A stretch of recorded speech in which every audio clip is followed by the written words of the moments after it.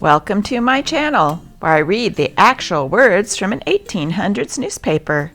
Today's issue has an article about the use of the telephone and its popularity.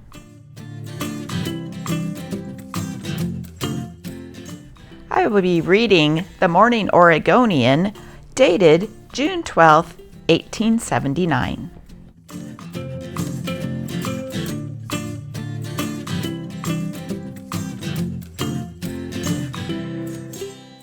Before we begin today's newspaper, I would like to share this 1900 cartoon all about how in the future we'll have pocket telephones.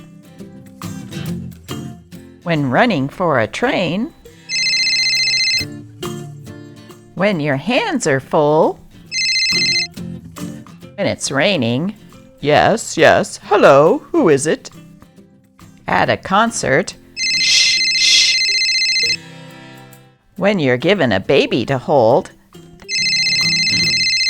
that bell is frightening the poor mite. Even when you're being married, we shall certainly be rung up at the most awkward moments in our daily lives. The telephone. A brief review of the rapid increase in the telephone service during the past year.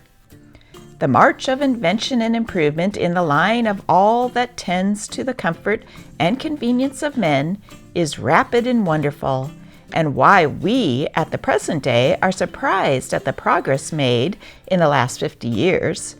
The men who live 50 years hence will probably regard us as having been almost ignorant of many things that will then be considered necessary to man's ordinary existence. Not quite half a century has passed since communication between points distant from each other was only had by the proverbial slow means of the old-fashioned stagecoach, and events were almost forgotten by those among whom they happened before the other parts of the country knew they had occurred. Then came the railroads, and what before took weeks only consumed hours or days at most. This grand step and the telegraph succeeded, by which both time and space were annihilated. But even this last method was not perfect, for the sender of a message has to take the time to write, the operator to send, and the receiver to read, write out and send by hand to the party addressed. Now perfection in rapid communication seems to have arrived at in the telephone.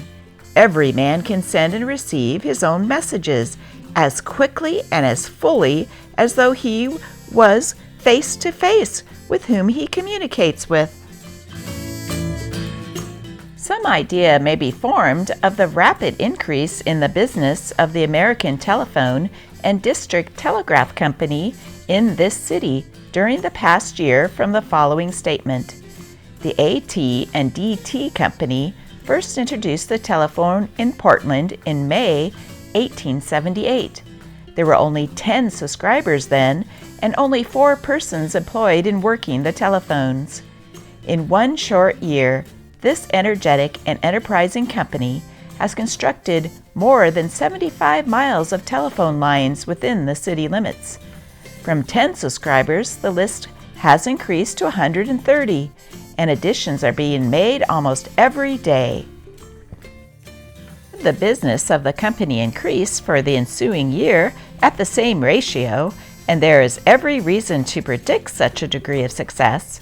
The city will become a network of wires, and there will scarcely be a place of business on Front or Fifth Street in which a telephone will not be attached.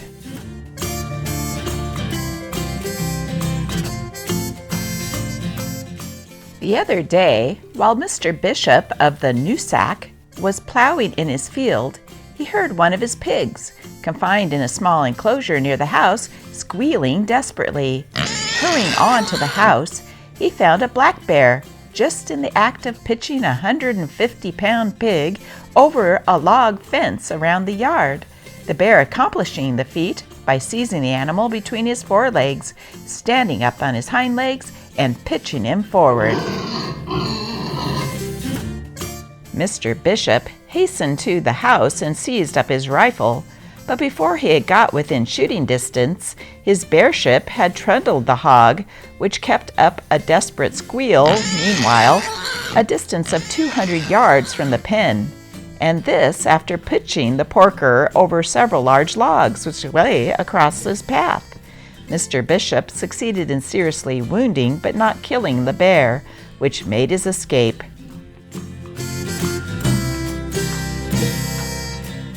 Summer travelers to Seaside, Ilwaco, and Shoalwater Bay, while stopping at Astoria, will find the Pioneer Restaurant on Main Street in the center of the city, the most comfortable, the most reasonable restaurant in town, where they may obtain good meals at all hours under the strictest supervision of the proprietress, Mrs. Elizabeth Oregonian.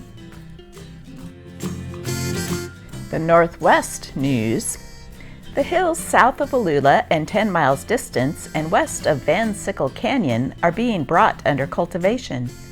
Grain in several localities in the vicinity of Walla Walla has been injured by cutworms. The main crop has not been affected.